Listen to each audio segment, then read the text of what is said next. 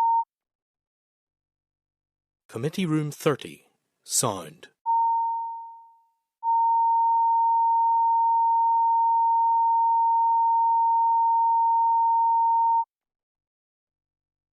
Committee Room 30. Sound.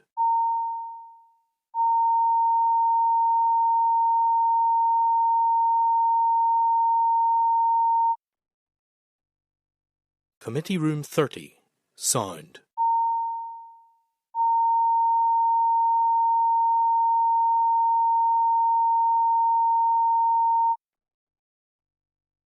Committee Room 30. Sound.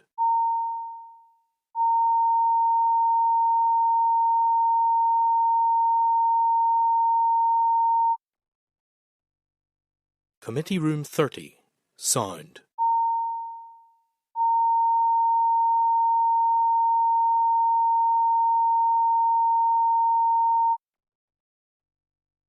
Committee Room 30. Sound.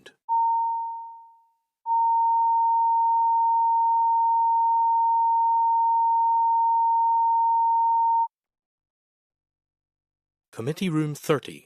Sound.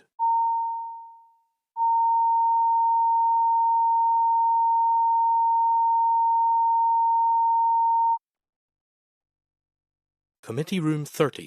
Sound.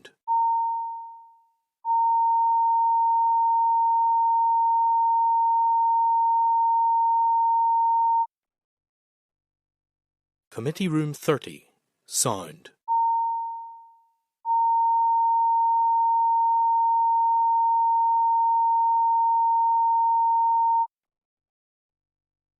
Committee Room 30. Sound.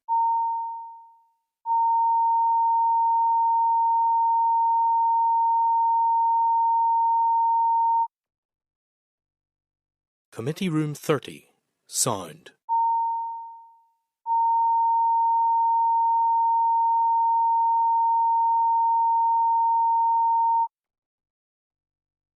Committee Room 30. Sound.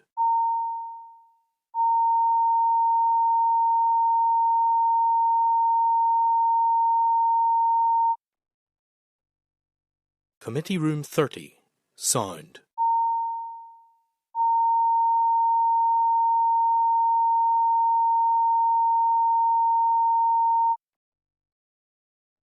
Committee Room 30. Thank you. Okay, colleagues, the meeting is now open to the public and will be recorded and broadcast throughout Parliament buildings and online. The committee will now do its formal clause by clause scrutiny of the bill. I'm joined online by David Honeyford, Gemma Dolan, Kate Nicholl and Sinead McLaughlin. Okay, members content, we begin? Okay. And can I welcome our friends and colleagues from the department, Jack Reid and Richard Monds. And are members content that Hansard records this? Yep. Yep, okay. Got enough papers. Yeah. Jack, how are you, sir? Thank you. You always brighten my day when I see you. I'm pleased to hear it. Okay, the committee's just completed its informal, so we're just going to move into formal, members, if we are content. So we'll start with part 1, the introductory. Evidence received in respect of clause 1 is at page 23. The committee is previously informally content with the clause as drafted. I put the question that the committee is content with clause 1 as drafted. Is that agreed, members? Agreed, thank you.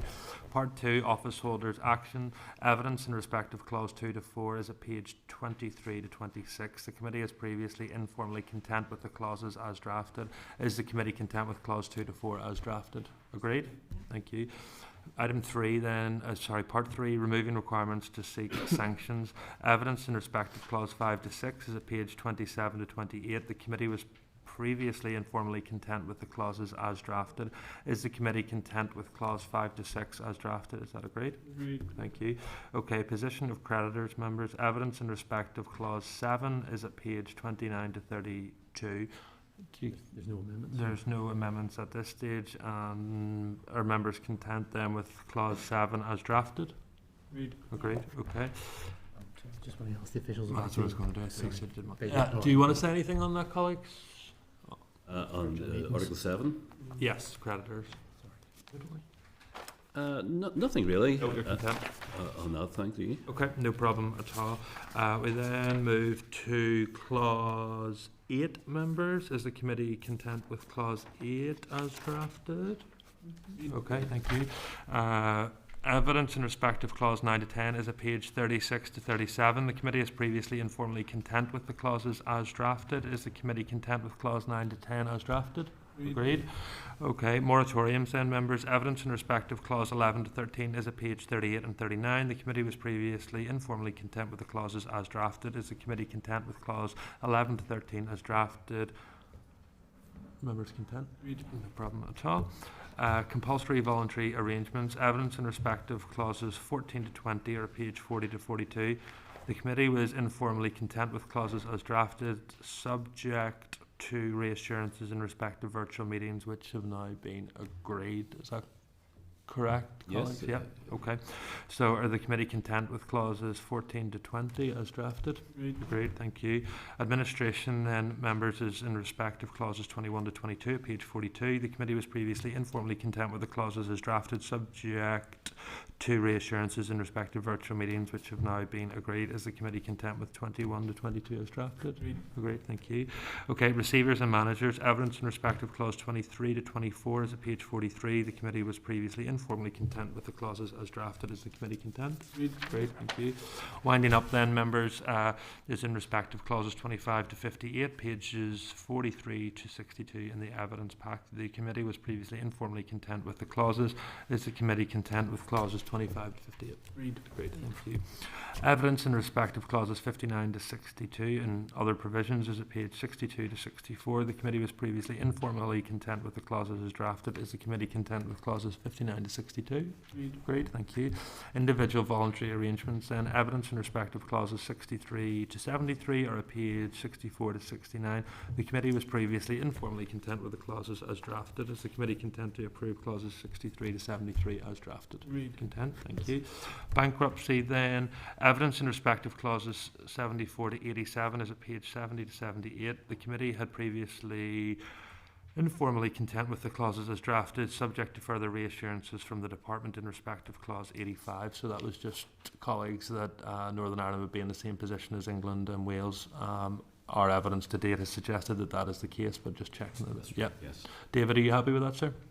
Okay, so I'll put the question then that the committee is content with clauses 74 to 87 as drafted. Is that agreed? Thank you. Evidence in respect of clauses 88 to 89 are pages 78 to 79. The committee was previously informally content with the clauses as drafted. Is the committee content with clauses 88 to 89 as drafted? Agreed, thank you. Small debts then, members, are pages 80, so that's clauses 90 to 91. The committee was previously informally content with those clauses as drafted. Is the committee content with the clauses 90 to 91 as drafted? Thank you. Trustees and bankruptcy then, members. Evidence in respect of clause 92 is at page 81 to page 82. The committee was previously informally content with the clauses as drafted. Is the committee content with clauses 92 as drafted? Thank you. Voluntary arrangements. Evidence in respect of clause 93 is at page 82. The committee was previously informally content. Is the committee content with clause 93 as drafted? Agreed. Thank you. Protection of essential supplies. Evidence in respect of clauses 94 to 100 is at page 83 to 88. The committee was previously informally content with clauses as drafted. Is the committee content with clauses 94 to 100? Agreed. Thank you. Remote attendance. Evidence in respect of clause 101 is at page 89 to 91. The committee was previously informally content with the clauses as drafted, subject to reassurances in respect of virtual meetings, which have now been agreed. Is that correct? Yes. Okay. Members content with that then, members, at clause 101 as drafted? Okay, thank you. Other insolvency amendments. Evidence in respect of clauses 102 to 106 is at page 92 to 94. The committee was previously informally content with the clauses as drafted. Is the committee content with clauses 102 to 106 as drafted? Agreed, thank you. Insolvency, partnerships, etc. Evidence in respect of clauses 107 to 117 is at page 94 to 100. The committee was previously informally content with the clauses as drafted. Is the committee content with clauses 107 to 117 as drafted? Agreed, thank you. Okay, general provisions then, members. Evidence in respect of clause 118 is at page 100. The committee was previously informally content with the clauses as drafted. Is the committee content with clause 118 as drafted? Is that agreed? Thank you. Evidence in respect of clause 119 is at page 101. The committee was previously informally content with the clause as drafted, subject to the inclusion of a departmental amendment. That's still the case? It would be, yes. Okay. Is the committee content with the proposed amendment then, colleagues? Is that agreed, members? Yes. Yep. Okay, thank you. So, is the committee content with clause 119 as amended then, members? Agreed. Okay, thank you. Evidence in respect of clause 120 to 121 is at page 101. The committee was previously informally content with the clauses as drafted. Is the committee content with clauses 120 to 121 as drafted? Agreed. Great, yeah, thank you. Schedules then, members. Evidence in respect of schedules 1 to 4 is at page 102 to 108. The committee was previously informally content with the schedules as drafted, subject to reassurances in relation to virtual meetings, which have now been agreed. Are the committee content with schedules 1 to 4 as drafted? Agreed. Okay, other matters then. Consideration was given by the committee to members relating to petitioning for insolvency without a court judgment. Was there anything that you colleagues wanted to say at that on this stage? Nothing to add to what we Previously provided to the Perfect. previously. No problem. Is the committee content to accept the department's explanation and forego any amendment then, members? Agreed, thank you. Okay, long title then. Is the committee content with the long title of the bill as drafted? Yep. Thank you. Can I then thank officials for their work and for members that at the committee stage of the insolvency bill has now concluded, subject to the agreement of the committee's report. Members content? Yep. Thank you. Colleagues, thank you. Thank you very much. Thank you. This Shadow Civil Justice Council about petitioning the court. Do you want to do that? Okay, colleagues, just then to follow up on one of the issues raised in closed session, I just want to summarise who we may wish to write to. So, members, this is in regard to the issue raised by the Bar of Northern Ireland about in Northern Ireland apparently it is the practice that petitions will not be considered unless the petitioner has a judgment from the court. This is apparently a COVID measure which was adopted, I think, across the UK, but is no longer being followed in England and Wales. So the committee doesn't want to, as indicated, does not wish to amend the bill in this regard. What you could do, as has been indicated, is write to the Shadow Civil Justice Council if they are still in shadow form. So that's basically the judges, the barristers, and I think the solicitors all sit on a big panel and they talk about legal matters. And we could just bring it to their attention and ask them, you know, what the reasoning is and whether they are looking at perhaps revising this to bring us into line with England and Wales, if members are content. Members content? Yeah. Okay, perfect. Okay, that's agreed. Then we'll then move to item 3, members, which is apologies, which we have none. Declarations of interest, members, which, sorry, Jonathan Buckley. His wife gave birth to their baby on Monday, so on behalf of the committee we may wish to write to Jonathan to congratulate him on it. It may calm Jonathan down now. I think so. Members happy to do that? Yep. Okay, perfect, no problem. Item 5 then, chairperson's business. As I did at the start of the meeting, can I welcome officially Gemma Dolan to the committee? We're delighted to have you, Gemma, so you're very welcome. A couple of other issues I just want to raise. So, number 1, I was just made aware that the Northwest Regional College has just been awarded the Queen Elizabeth Prize for Education for their outstanding work in business support, which recognises the highest national honour in higher education and further education.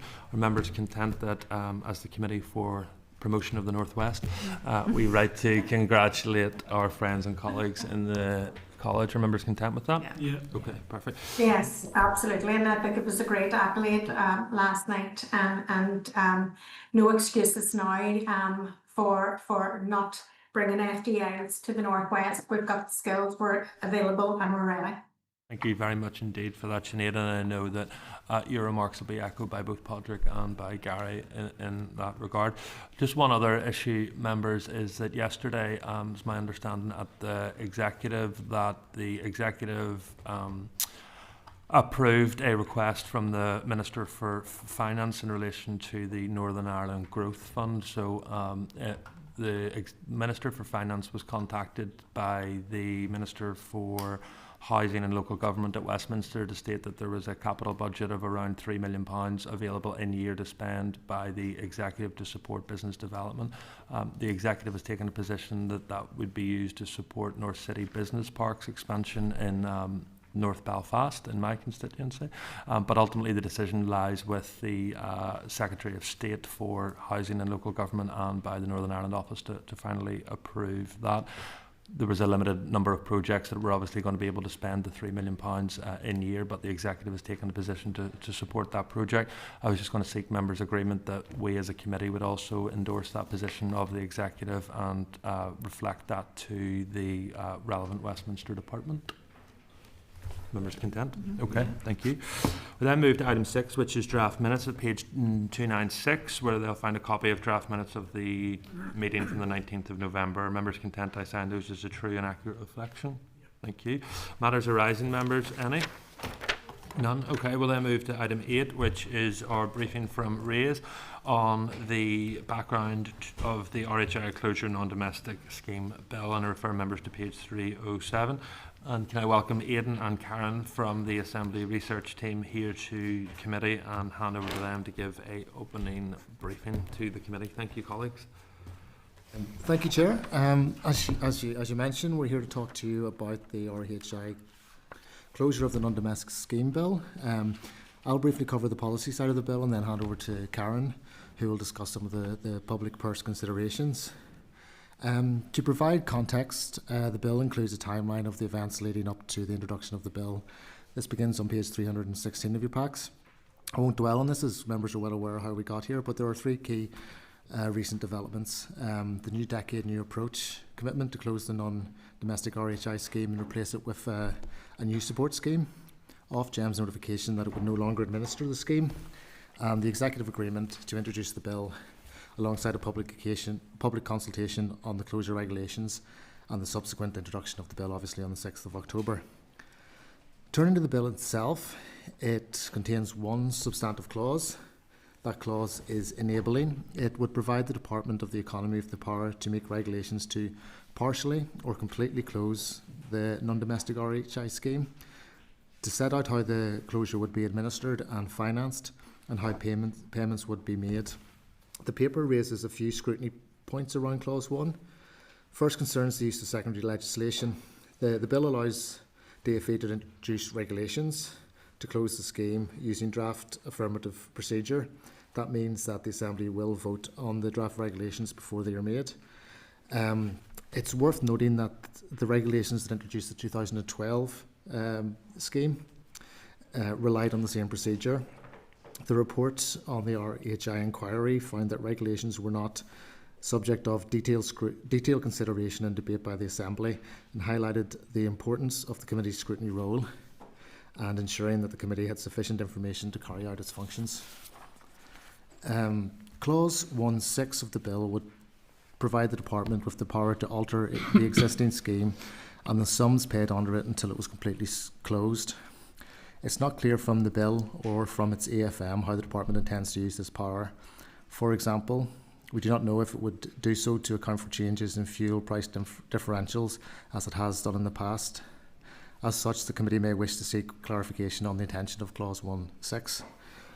Clause 1.7 would allow the Department to specify in the closure regulations whether payments are to be made on a one-off, a periodical or an instalment basis. The Department's consultation on the closure regulations sets out the preferred option, which is annual payments. The DfE also stated in evidence to the committee that one-off payments had been ruled out on a value for money basis and because they would not encourage the use of renewable heat. So in this context, the committee may wish to seek clarity on the intent of Clause 1.7. Just on the value for money point there, a February 2021 DfE consultation on the future of the non-domestic RHI scheme estimated that the cost of closing the scheme and providing a one-off payment would be £68.4 million. The estimated cost of annual payments under the current proposal is, as you know, £196 million over 10 years. So the committee may wish to seek the Department's latest estimate of providing a one-off closure payment to participants. Turning briefly to the consultation on the closure regulations, the paper raised a number of points that may be of interest. First, on the basis of future payments, the Department states that the 2017 to 2019 period has been chosen to measure historic heat because in their view it represents the right usage and is not affected by overproduction pre-2017 and global pressures on fuel prices post-2019. There is, however, a significant gap between the end of that period and the introduction of the bill, so the committee wished to ask the Department for further information on current heat output and how it compares to the reference period. The consultation also introduced the concept of banding. It set out 3 bands: standard operational use, limited operational use and de minimis use. During its meeting of the 8th of October, the committee raised concerns about this banding, including that an installation producing 51% of historic heat would receive 100% payment. In this context, the committee may wish to ask the Department if other banding arrangements have been considered and modelled.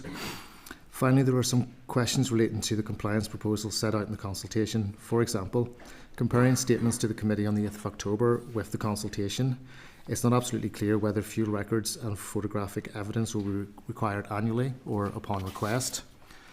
And the committee may also wish to seek further information on the proposed audit function, how and when it will be used, and further clarity on when the department will finalise its inspection regime and when it intends to publish the closure guidance that are referred to in the consultation. So with that, I'll pass you on to Karen to discuss the financial side. Okay, thank you. As Aidan said, I'm going to discuss the potential implications to the public purse that arise from the bill, and I thought it would be useful before we go straight into discussing the specific financial implications to set the bill in sort of the fiscal context in which it's been introduced. And really, if we consider the commitments made by the Executive in 2024 and 25 in terms of its budget and financial sustainability, as well as the numerous competing budgetary pressures. Since February 24, the Executive and its departments have sought to implement the terms of the December 23 political agreement and the February 24 funding package. And this includes the interim fiscal framework and the budget sustainability plan, all while seeking to improve public finances in Northern Ireland. The Executive has sought to do this amidst numerous competing priorities and demands unlimited public funding right across the UK. The Executive's attention is now today on the UK Chancellor's autumn budget, and I think everyone anticipates that it will be very challenging for all of us.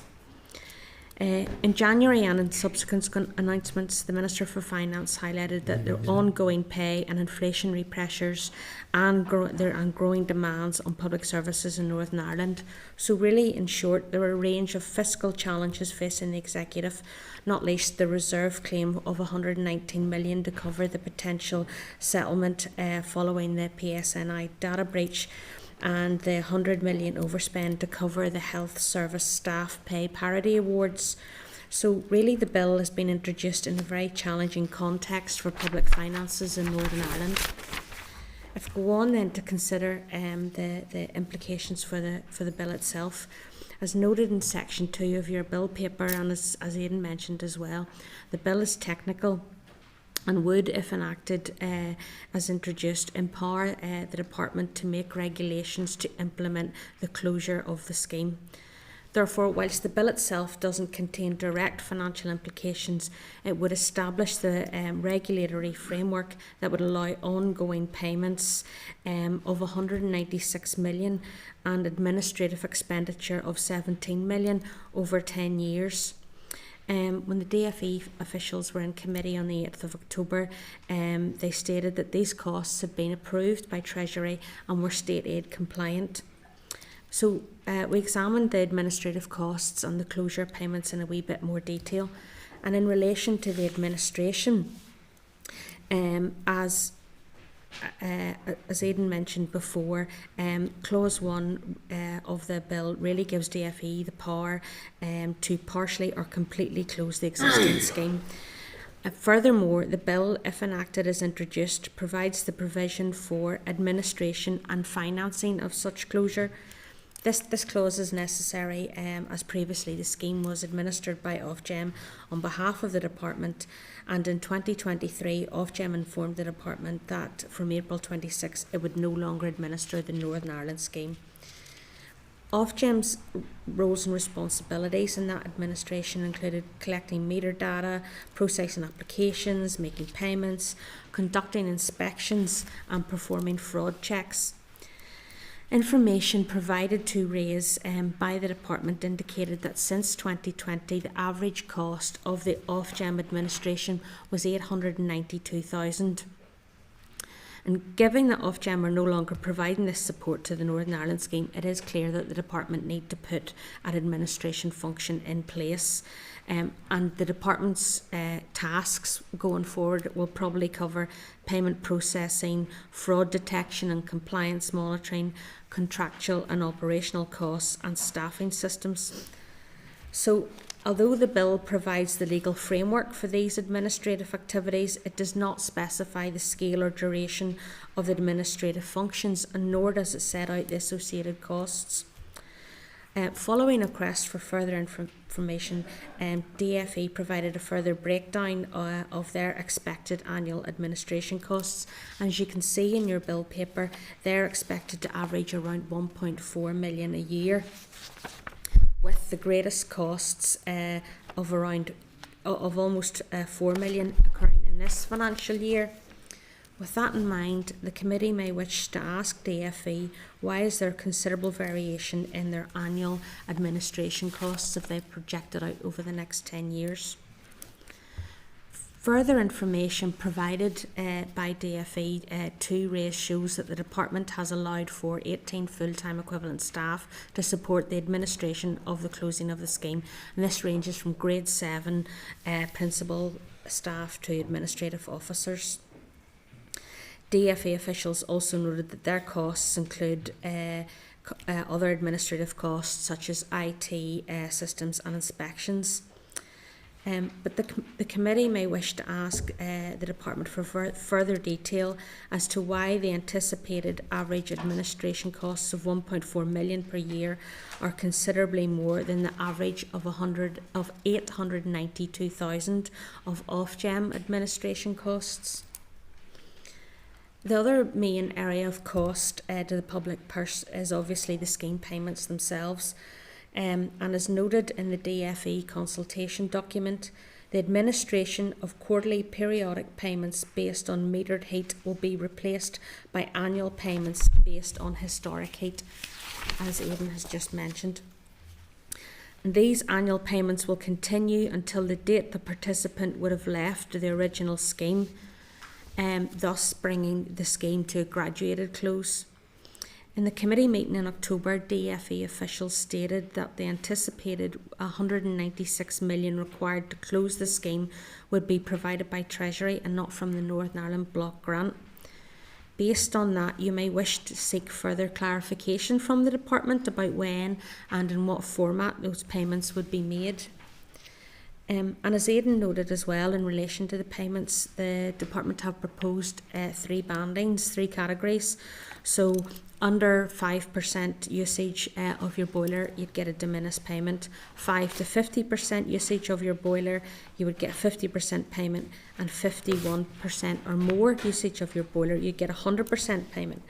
So you may wish to ask the department if it's considered adding more bands to minimise the potential for overpayment. Previously, the payments made by Ofgem were based on actual meter readings. During the second stage of the bill, on the 20th of October, the Minister for the Economy indicated that it does not intend to undertake meter readings, and it would instead rely on proof of fuel purchased as an indicator of boiler output. The committee may wish to satisfy itself that proof of fuel purchase as proposed by the department is a sufficiently robust indicator of boiler operation. So they're really the 2 big areas of cost to the Northern Ireland public purse. But as Aidan also sort of indicated, there are a few other issues to highlight in relation to the bill. Given the historical shortcomings of the RHI scheme, including concerns raised during the public inquiry, and the subsequent Northern Ireland Audit Office reports regarding governance, oversight and cross-control, there's a clear imperative for financial transparency regarding the outworkings of this bill. And given the need for financial transparency, the committee may wish to ask the department to provide more detailed cost estimates for the administration of the scheme closure, as well as periodic financial reports as part of the ongoing oversight of any DFE regulations made if the bill is enacted as introduced. So that was a really quick fly through the bill paper, but we're happy to take any questions that you might have. Thank you both for that. It's very useful. Obviously, this is a matter of huge public interest and something that we as a committee and all members are keen to ensure that full scrutiny and transparency is done. Karen, thank you for setting out the financial context and obligations in which we look at this bill. Obviously, there are wider considerations in relation to the political position, that being the agreed position of all executive parties and the opposition party that the scheme should close, and that was one of the things that led to the restoration of this place. The legal requirements as set out by continuous court judgments of the current tariffs do need to be changed, and the fact that Ofgem ultimately are leaving the scheme, so regulations and new laws are required. But I think you rightly highlight a number of scrutiny points that I know all members will be interested in, that being around banding and that being around inspection and full transparency on the issue. So I no doubt that that information that you have provided will continue to inform members' ongoing deliberations and questions on this issue. Do members have any questions they want to raise at this time? If not, no doubt during our consideration of the bill we will be in touch. So thank you so much for that. Very, very helpful. Okay, members will then move on to item 9, which is RHI tariff model. Professor Rooney, can I invite? Excuse me, I'm just going to pop out for a few minutes. Of course, no problem. Invite Professor Rooney forward. Members will be covering now. Professor Rooney will provide evidence on his model for RHI tariffs. This session will be recorded by the official report and refer members to evidence at page 370, 401 and 115. Members, Professor Rooney needs no introduction because he'll be known well to the committee, but he is from the Centre of Advanced Sustainable Energy at the Queen's University, Belfast. Thank you very much for giving up of your time to come to the committee, sir, once again, and I'll hand over to you if you are content. Thank you very much, and thank you for the opportunity to speak today. What I'll maybe do is give a bit of a background in terms of the paper that I had presented before to DFE and hopefully has been shared with this committee. Maybe I'll give a bit of a history of it in terms of just give an indication as to why we developed the model in the first place. And in fact, we, as in case, had been quite keen to support a resolution to the RHI scheme, and as part of that, were involved with and engaged with Rooney and others in order to be able to identify information, reports and correspondence pertaining to this matter. What became very clear in terms of our analysis was that there were several areas of disagreement with the department, including tariff rates and other factors which influence the expectations on returns of investment, including counterfactual fuels, fuel costs, boiler efficiencies and other assumptions in the various different models. Basically, my conclusion from all of that was that in order to better understand these factors, it would be useful to develop an independent model based on the available data and then to use that to support follow-on discussions. As DFE representatives have pointed out at previous committee meetings, the model that was developed can be described as a bottom-up model. In essence, it estimates cash flows, particularly for the 99 kilowatt biomass boilers, as these had the most impact on the overall cost and were the focus of previous reports. The cash flow analysis estimated the income received via the subsidy as well as the outgoings for fuel costs and operating costs. Some of these estimates were historic, others predictions of future cash flows, and alongside an estimate of the initial capital outlay, these were then used to calculate the internal rate of return over the 20-year asset lifetime. So in terms of the model development, then there are two sort of key values which impact the subsidy income, namely the tariff rate and the load factor. The load factor effectively being the average percentage time over the course of a year when that boiler is used at its maximum output. It therefore directly translates to the total kilowatt hours of heat generated when you have the number of hours in a year and the specific technology.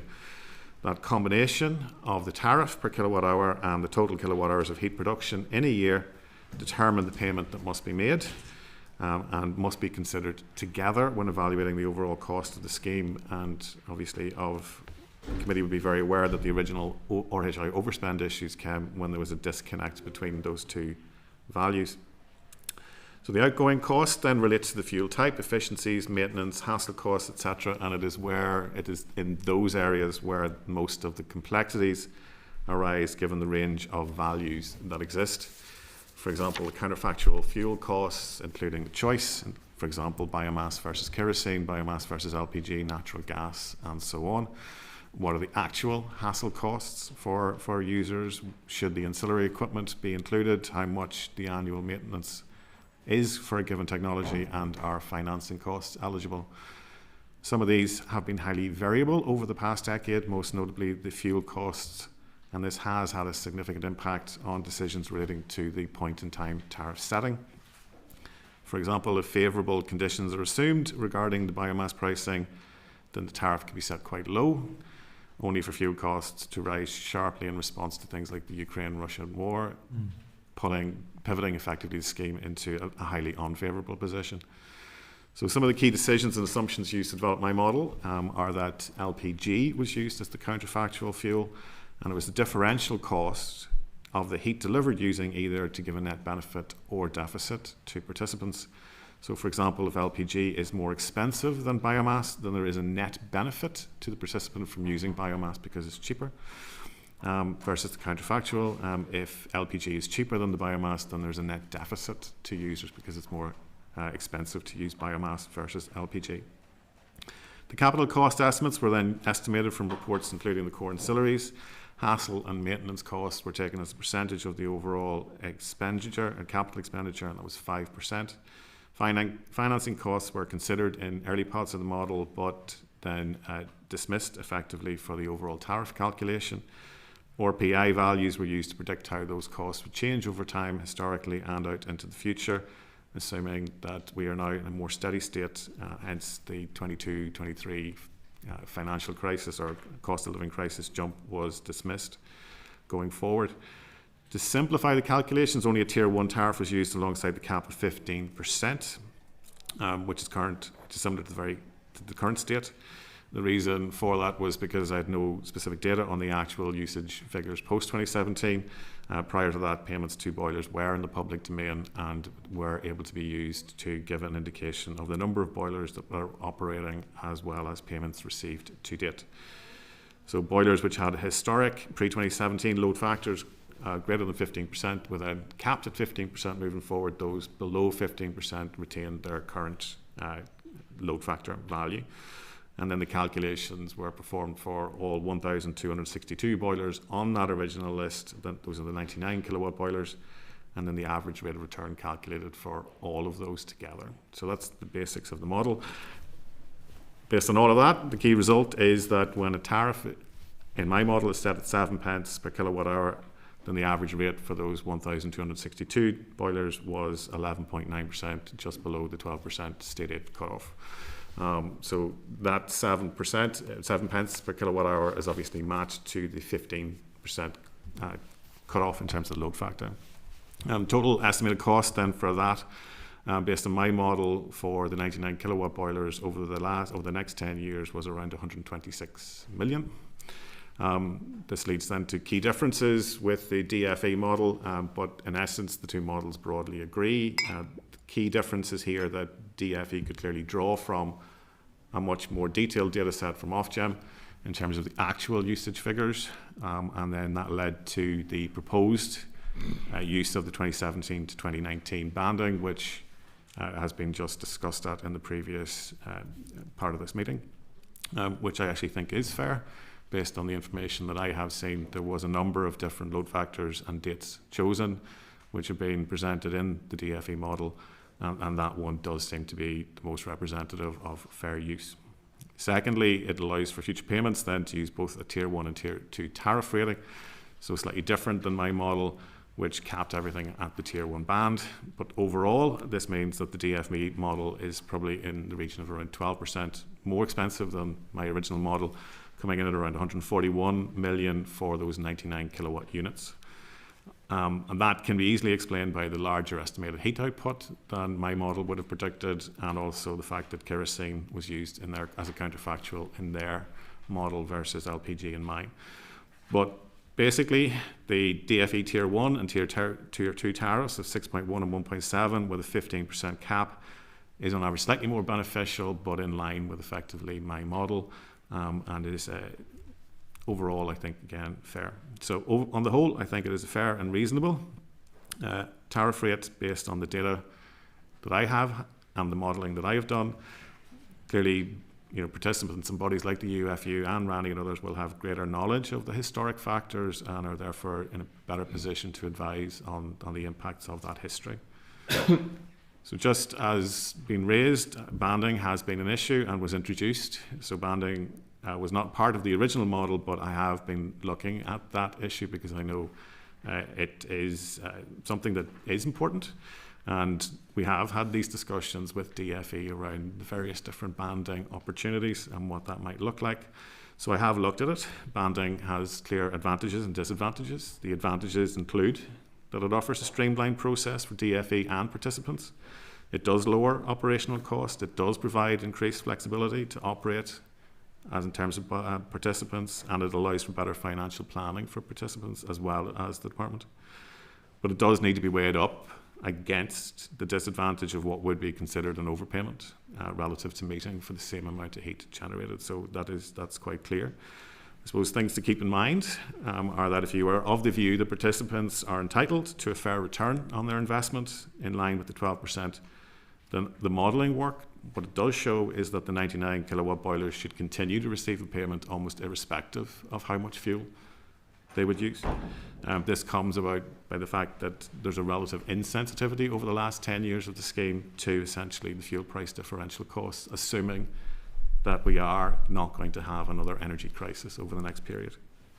However, if you have the view that participants only receive an income on the heat produced and only able to then achieve the expected return if operating at that maximum, then you would tend toward the banding type structure. The metering instead. So in other words, the banding system that has been proposed essentially blends those two views.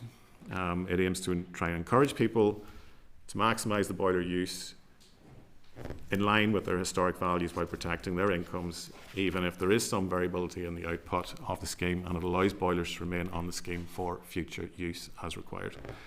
You can, of course, model out what the potential impact may be, and if you do make the assumption that in the unlikely event that all participants decide to effectively maximise their income and minimise their heat, there will be a significant cost saving. It's about half, essentially, of the money could be saved if everybody decided to operate in that way.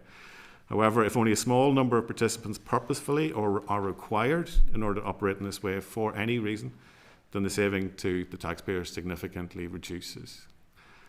And clearly has to be outweighed by the fact that there would be increased costs in terms of operating, maintaining, policing, etc. of that scheme in terms of the metering, including the fact that meters would need to be upgraded essentially on all sites as they only have a 10-year essentially window. So basically, effectively this translates to a cut-off point as to where compliance with the scheme is of value to the taxpayer or not. And I have not been in a position to calculate that. As Karen mentioned in the previous session, clearly there are a number of different costs that need to be factored in order to be able to understand whether or not that scheme, as in banding versus metering, would be useful. What I can say is that given the conversations that I've had with UFU, Rooney and other participants, the drivers are to maximise heat production. I've seen no evidence to date from people that they wish to essentially move to a system where they are maximising income and minimising heat. And I think also just to add to that, I will say that that Rooney, UFU and others are very clear that they want transparency in this scheme, they want proper controls in this scheme, and they want to ensure the integrity of the overall scheme. And my understanding is that they are in favour of the banding structure because of it's the fact that it does, because of those advantages that I have mentioned. So I'll just finish by saying, look, I've provided DFE with the model that I have developed, as well as some additional briefing information. I'm happy to talk through any of that. Thank you very much indeed, Professor Rooney. So just for the public watching, the tariffs that are currently out to consultation are not your tariffs, or the tariffs of the department produced? The department developed those tariffs independently, but the overall cost of the scheme and what it means in terms of the subsidy that would be received by participants are broadly in line with each other. Yes. And taking into account the differences in terms of fuel type, and in fairness to the department, they probably had more access to information in terms of historic use beyond the 2017. Were there any other issues then that you think that led to a slightly different calculations, but ultimately you seem relatively content with? The bulk of the difference was primarily down to load factor usage values. Yes. Just looking through the department's model, they don't seem to have taken into consideration the historic use in terms of whenever there was the uncapped usage. You seem to have done that in yours, or am I picking that up? No, the model that I was shown by DFE is effectively a future prediction model in terms of the cost of the overall scheme. It did not utilise IRRs essentially as a metric to determine the actual tariff rate. In order to be able to get that IRR value in my model, I needed to use the historic payments, which is why then my model includes those values and future predictions. I just wanted to then check in terms of the compliance, if you had any view on those. So the department have made clear they won't do inspections moving forward, and they'll rely on proof of purchase of fuel, etc. I'm just wondering if you have a view on that. I think there is a blend. I think the department has indicated that it would undertake some level of inspections. In fact, Randy and others have asked for increases almost in those inspections to assure the integrity of the scheme. And then, would you describe this as RH closure or continuation, or as the previous evidence, graduated closure? Well, it's part semantics. Part this is a different scheme. It is a scheme which is proceeding to an end point, and clearly no new boilers have entered. It is progressing, in my opinion, to closure. Perfect. Thank you, David. Thank you, Chair. Just to pick up on a couple of things, you said that one of the advantages was lower cost for the department, but there isn't lower cost for the department. This is £1.4 million a year to operate this scheme, which is more than 50% more than what Ofgem are paying or cost now. Yeah, I think the situation is that if metering, etc., came in, there would be an additional resource request in order to be able to then essentially measure and analyse all that, as has been pointed out by Karen and Aidan in the previous session. I think there is a question here about that breakdown and what it actually means in either of those two scenarios. I cannot answer what those actual costs would be. But just in your own opinion, then, do you believe that 50% cut-off genuinely is necessary, even does that encourage heat to be generated within? Because we do need confidence, and we need closure, and we want to see the public need transparency. But having those bans the way they're sitting, I don't understand how that actually encourages heat production. It encourages heat production by encouraging people to move into the higher band. So yes, you could effectively operate at 51%. Relative to 50%, and then you would see an uplift. So, for example, quite broad calculations that if you were in the top band, you might receive £10,000. If you're in the middle band, you might receive £7,500. So there's a differential there of about £2,500 received in terms of income. So, question is whether or not increasing your fuel usage will actually put you into the higher band. So, part of the discussions with participants has been the fact that they would wish to move into the highest band possible. Therefore, it does encourage. You can, of course, create additional bands to try and keep people pushed more and more into the top. The alternative, and this was also looked at, was that you could reduce the payment in the middle band in order to be able to, again, encourage more people to move into the top band. And why were those ruled out? They haven't been ruled out. It's just a matter of the banding structure that's there at the minute was considered to be the most fair, and to take into account some of these issues around historic payments. But the option is there in order to be able to change those bands and the payment delivered into those bands in order to be able to put more people into the higher bands as required. Listen, thank you, Chair. Thank you, Patrick. Thanks, Chair, and thanks for your presentation. I wanted to pick up 2 points. One again on banding. You'll be glad to hear, I'm sure. But it's on the previous comment in the previous presentation was on the use of increased banding, and I just want your sort of expert opinion on, firstly, whether or not you think that would be practical, but secondly, how you think that would work, so exactly what the parameters of that should or would be. It would be interesting just obviously to see how many self-declarations come back and to compare against the meter readings or other data sets that come in to support all of that. Yes, you could go to more bands. The more bands that you put in, the closer you get to a metering scenario. Part of the original conversation was to have only one single band, and that has been discussed obviously in terms of the single payment. This one here recognises that some participants may have machines which are not being used and therefore will be on the scheme and therefore shouldn't be getting the full payment. I suppose the overall answer is yes, you could add in additional bands. It creates an slightly additional burden. The more bands you put in, the closer you are to getting to metering. So somebody has to draw the line somewhere. Okay. No, that's interesting. I suppose a point for reflection for us.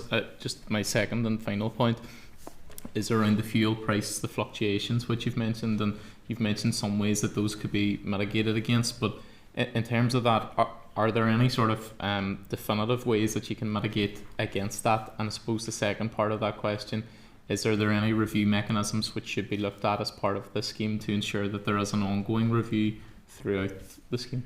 I think it would be wise, obviously, to keep an eye on fuel price differentials to make sure that there is no upsets like there were several years ago in terms of which led to some of the difficulties which we are, obviously, as a committee, you're still dealing with.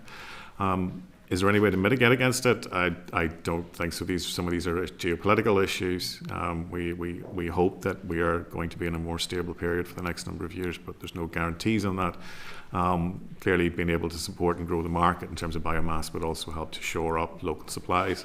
So there would be certain things that could be done, but some of this is outside our control. Thank you, Patrick. And Sinead? Thank you, Professor Rooney, for your presentation. It is terribly complicated, but from what I gather, your estimate on the rate of return took account of the historic payments, but the department didn't. Do you have a view on the consequences of not taking that into the account of those payments? And then the second question, maybe you can give me your observation on it. I'm really concerned about the inspections and how the department will carry out the relevant inspections programme, and I don't get a sense that it has actually been worked through yet, and if it hasn't, I do think that it will have considerable implications.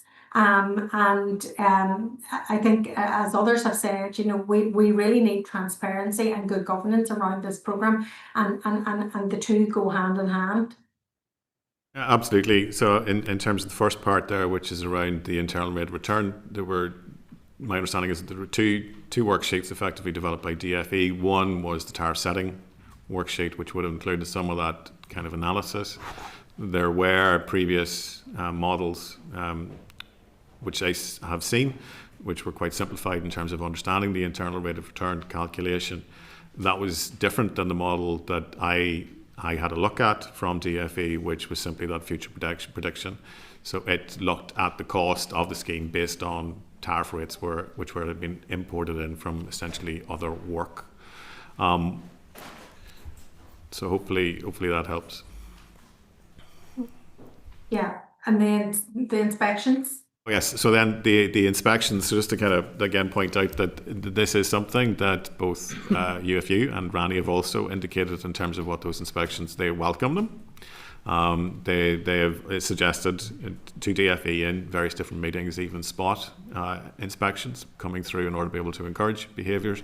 So this is something that you will most likely see coming through effectively in the consultation responses. So, and there will be a desire said amongst both DFE and participants in order to make sure there is integrity, including inspections. There's no detail yet as to exactly how that is going to operate. I think people are waiting to get the feedback from the consultations and then co-design what that would look like.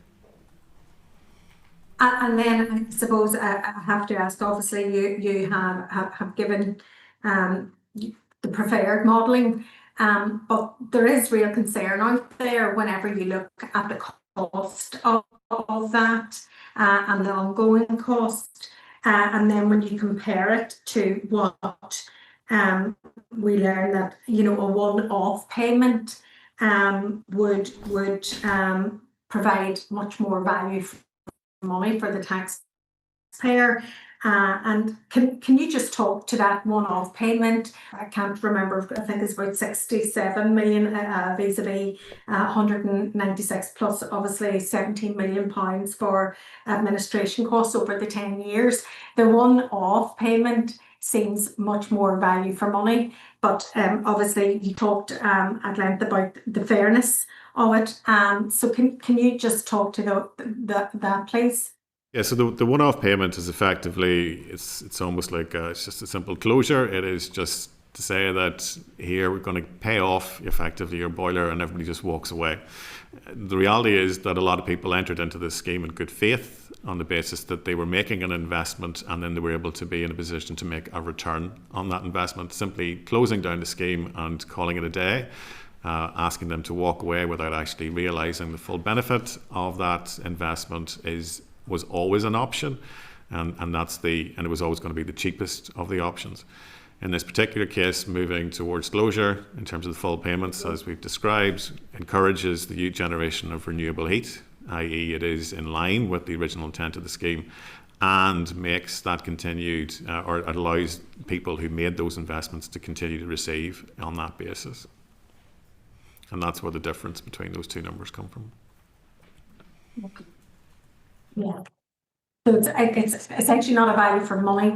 It's the whole context of the renewables and outputs as well, and the commitment that those participating in the scheme have made previously.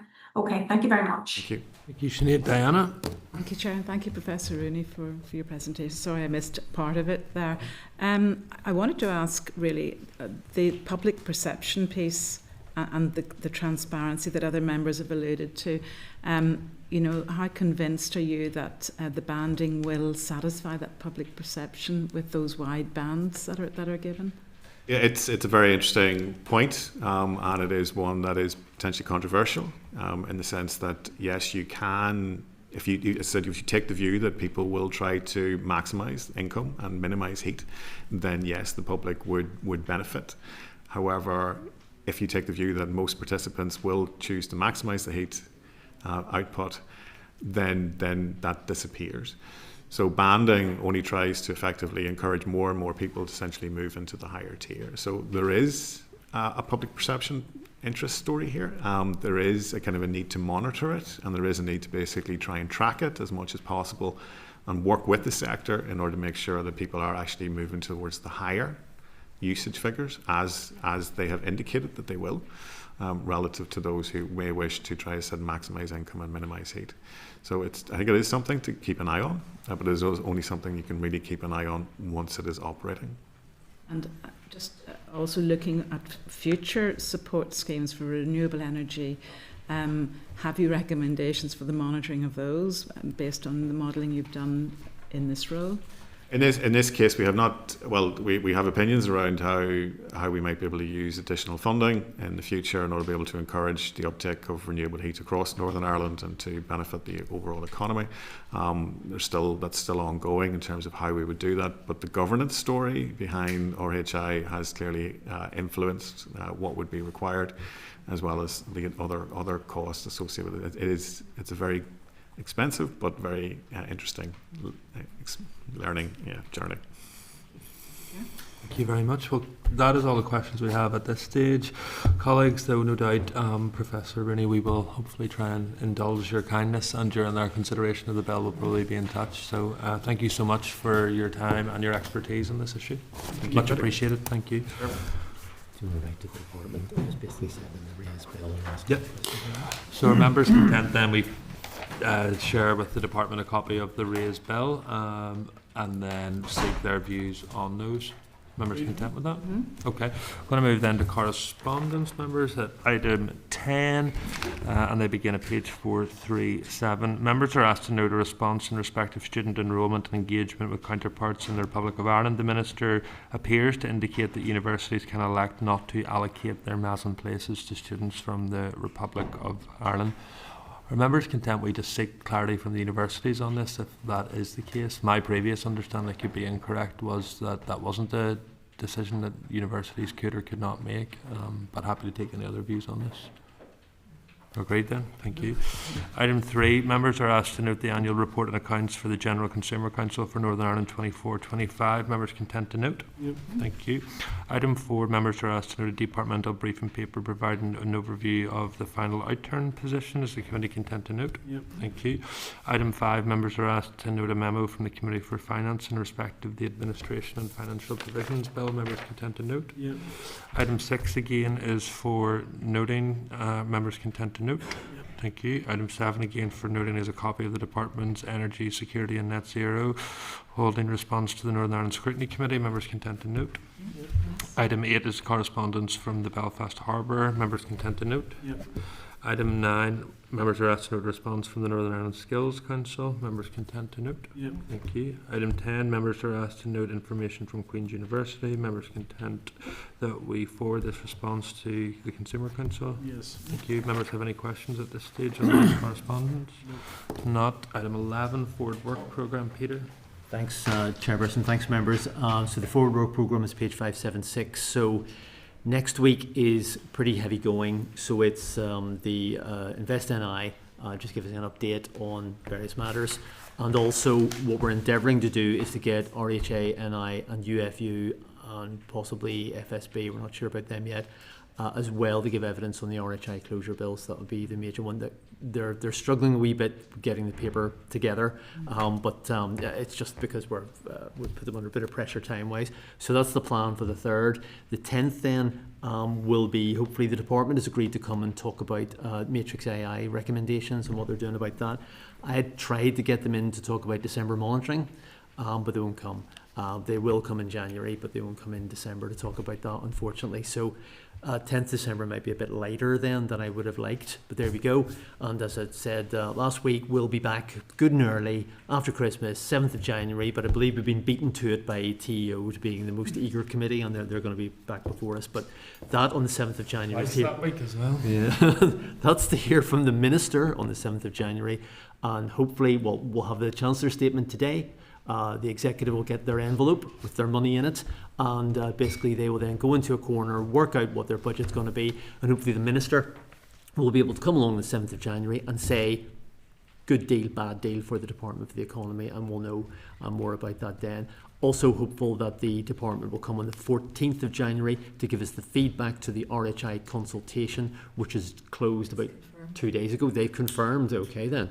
And that's basically what we've got, members. So there's some wee gaps there, as you can see in the programme in January. So our call for evidence for the RHI bill is going to close on the 1st of December. We've had a few responses. We're expecting a wee bit of a rush towards the end. That's usually the way it goes. So we'll fill that up with more scrutiny. So we've just about done the insolvency bill, and hopefully we will finish the RHI bill well in advance of our 27th of February deadline. So that's all I have, members. If members are content with FWP as drafted. Great. Thank you. Okay, members, any other business you want to raise at this stage? If not, we're going to go into closed session to get some Bell Office guidance. So with that, members, then we are going to close this meeting of the Committee of the Economy, and we'll reopen in public session on the 3rd of December at 10 a.m. Thank you. Committee Room 30. Sound.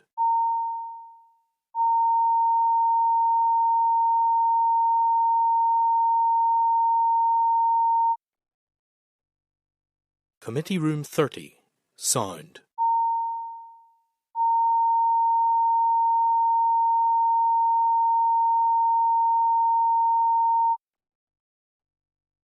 Committee Room 30. Sound.